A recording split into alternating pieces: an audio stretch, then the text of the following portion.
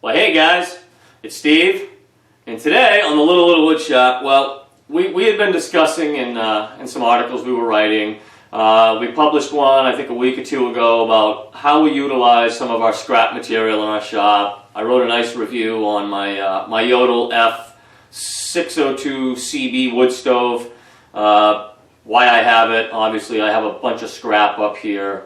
The article goes more into detail on the stove. But the one thing we do have plenty of is off of this machine, I have an abundance of sawdust from the engraving process itself.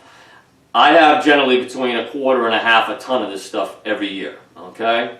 Well, what you see before you is the start of, we decided to make a video on how we utilize our scrap material up here, how we try to make an environmental difference, and at the same time benefit from a little bit of free heat, okay?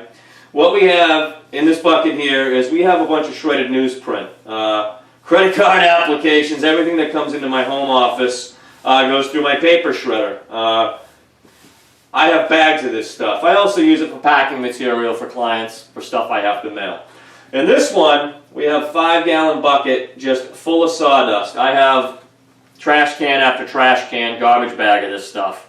Every year it accumulates. This is about the time of the year in which I now look to do something with it. And what we've done is we've gone and we have fabricated over here our very own Biomass Briquette press. We'll get into that in just a second. I'm going to stress a couple things. A dust mask, okay? You're handling sawdust. You don't want to breathe this stuff up, okay? So this is an easy mask. I found this online. It's pretty big with the kids who ride ATVs and four-wheelers and things like that.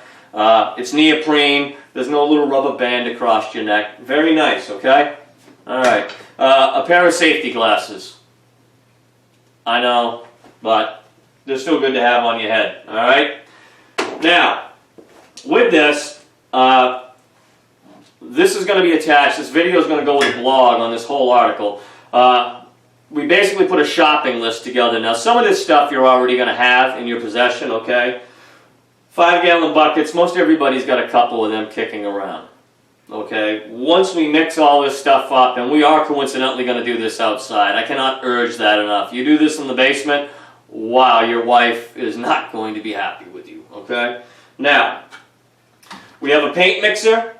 I would suggest you could do this without one of these. I've seen people improvise all sorts of things. I saw a woman put a 7 1/4 inch skill saw blade on a shaft, hook it up to a drill. No. We want to keep you guys safe. If that's what you choose to do, don't let me stop you, but I'd like you around so you can continue watching my big crazy self make these videos, alright?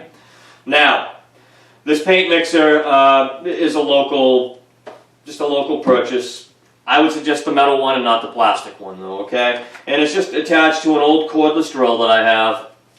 And it's going to basically mix both of these buckets independently and turn them into an oatmeal type slurry, okay? Let me get these out of the way for a minute. Excuse me, and hang on for 1 second. Okay? And what we have here is the press that we improvise. Now, I have seen a lot of presses from do-it-yourselfers. I'm no different. You have the option with your press. You can either buy one or build one. Hop on YouTube, look at Briquette presses. You can Google it. Somebody's selling them somewhere, okay? Well, I wanted to build my own. I did it with some very simple materials, junk that I had laying around, okay? That's the big thing. Do-it-yourselfer, do-it-yourself fabricated. We try to utilize what we have and minimize out-of-pocket expense, okay?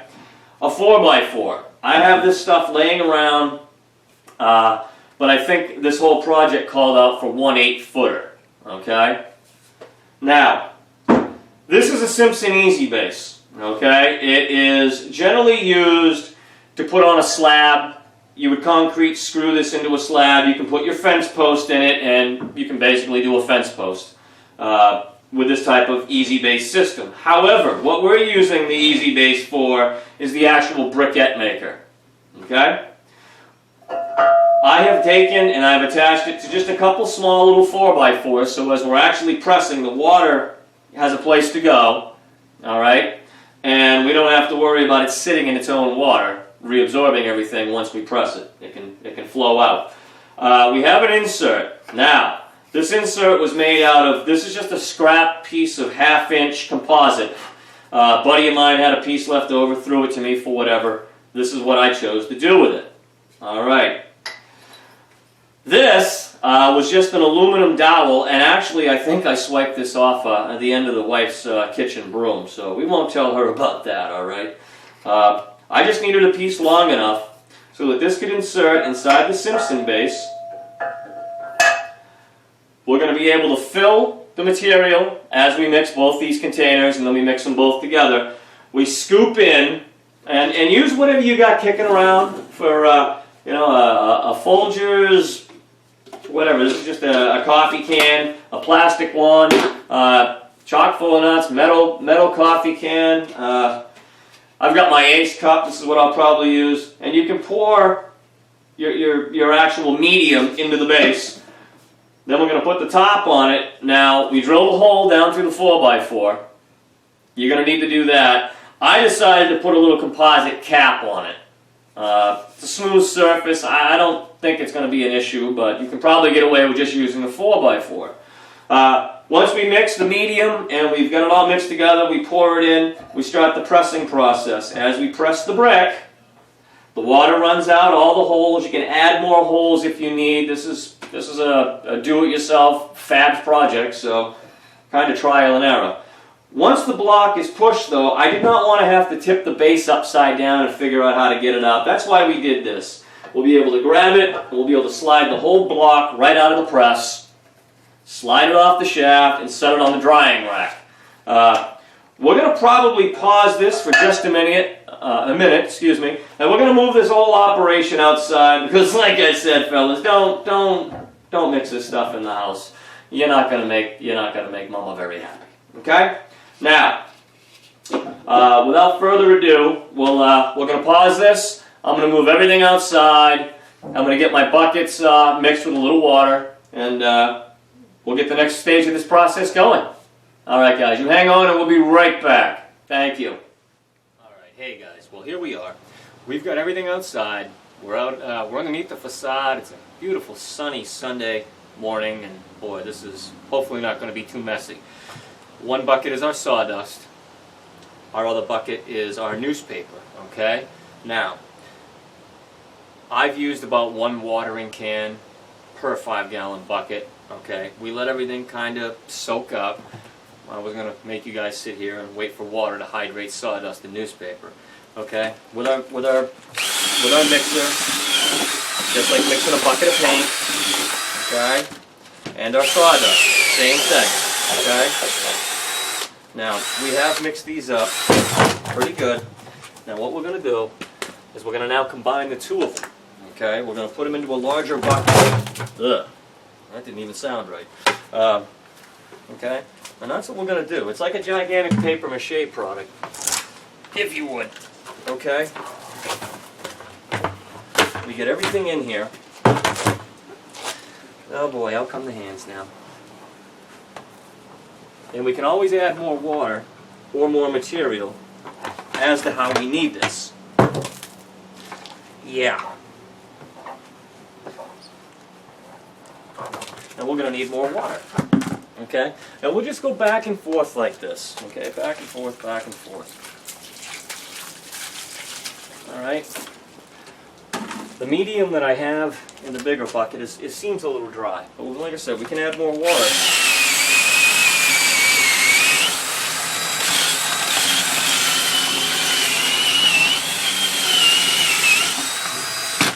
Okay. Alright. Well, the sawdust has absorbed the water really pretty well.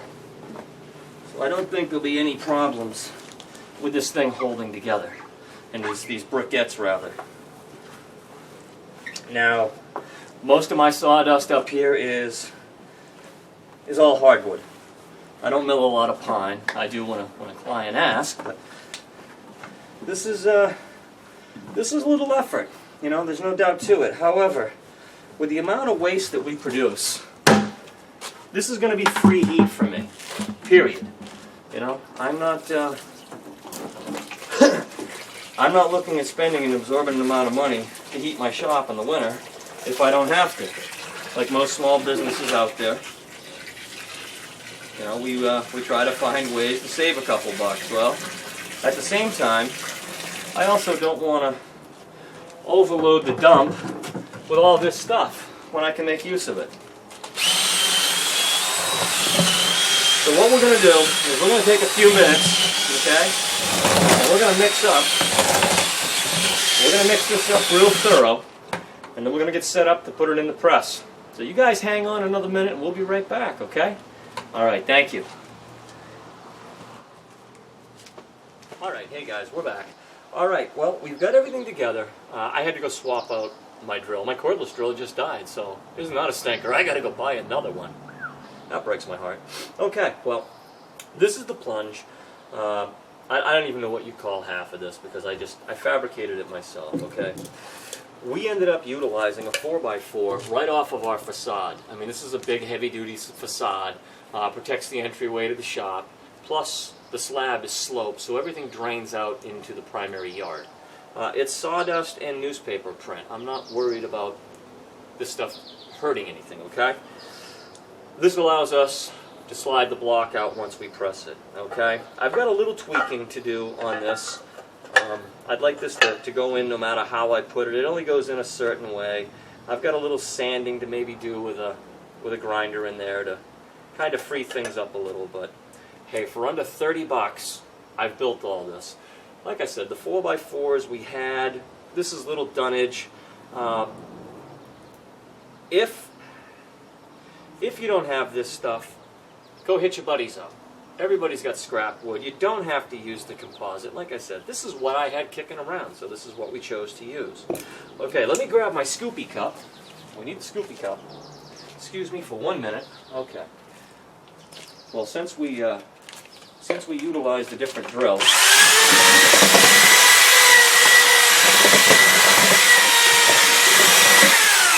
yeah, the Milwaukee can make short work of mixing this stuff up. Okay.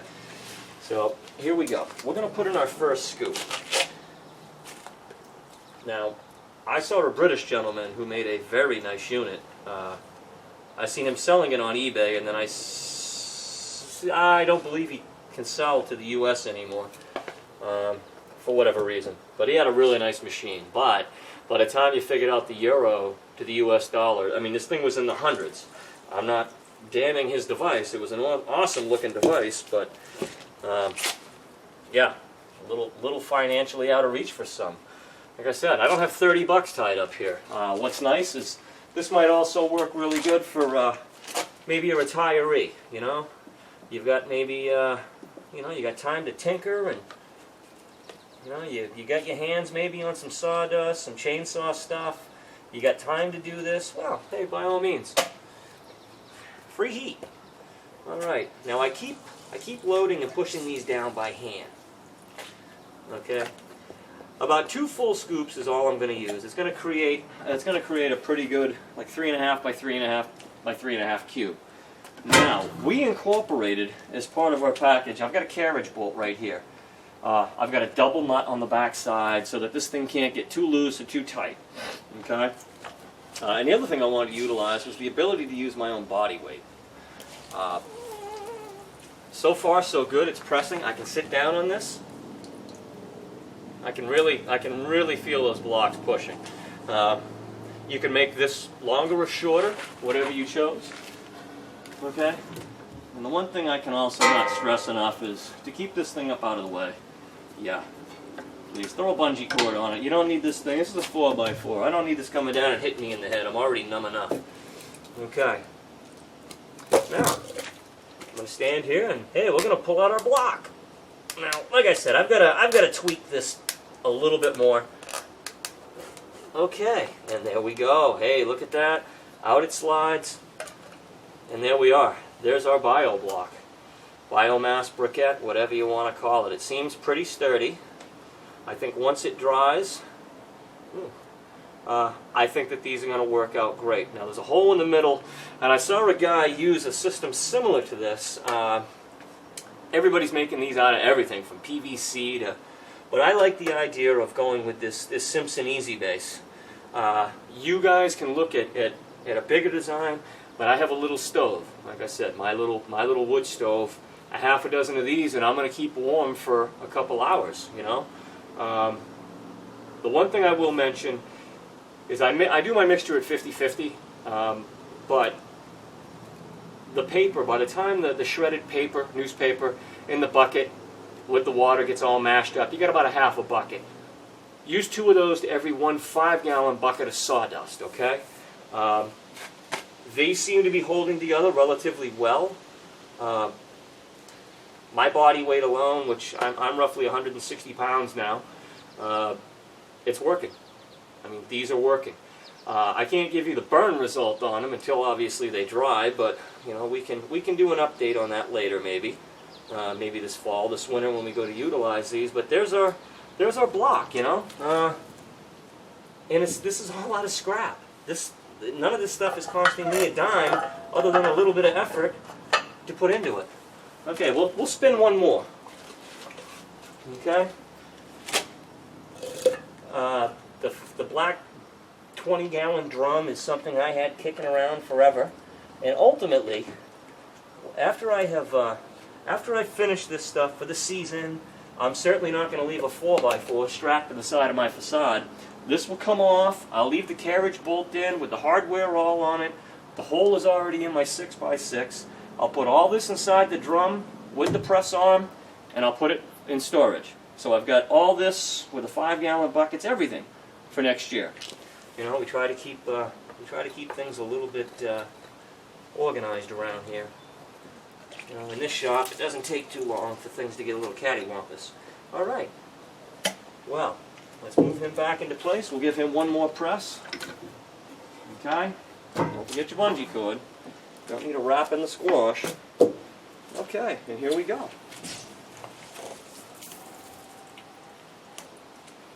Water runs out the bottom. I will make a note though that I did put in a couple of extra holes. I just screwed some extra 1/4-inch holes throughout just to help get the water out. You can use your discretion on that as well. But that's it. I mean, this is truly, truly it.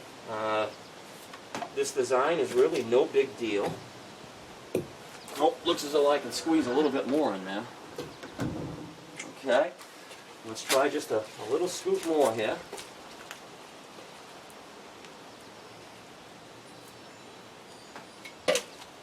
Okay, push it down, great. You can kneel on the end of it.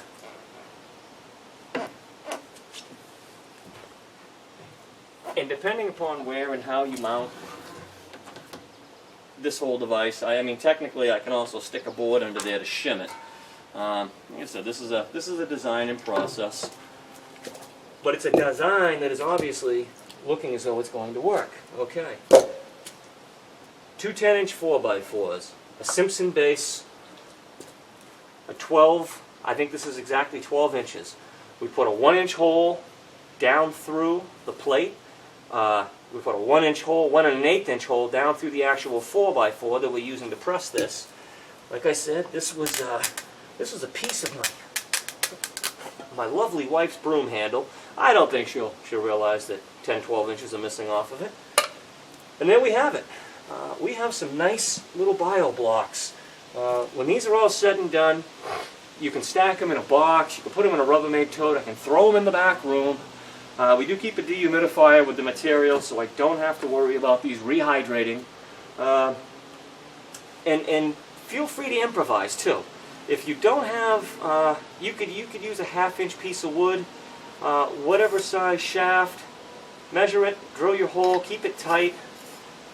If you had to, in my case, I was able to, like I said, I had a flanging tool. I was able to flange this so it won't pull out. But this is just one of many designs, okay? And if you guys have access to sawdust or shavings or whatever the case may be, I would urge you to think about making your own. It's a financial savings. I'm going to take a Sunday, sit up here, have some iced coffees, and press bio bricks today. Later on, I'm going to have a barbecue. That works for me. All right, well, hey, from all of us here at the Little Wood Shop, that'd be me. Thank you guys, as always, for tuning in, for watching. I hope you got a little something out of this. And hey, if there's any questions I can answer, please feel free to hop onto our website or shoot me an email. You can catch me at steve@littlewoodshop.com. You can catch me, Steve, at littlewoodshopblog.com. And obviously this video should hopefully be up tonight or tomorrow on YouTube, published with the blog itself, okay? Well, thank you guys again so much for watching. And to my subscribers that I've got right now, guys, thank you so much. You know, I hope everybody got a little something today. Take care, man. Bye-bye.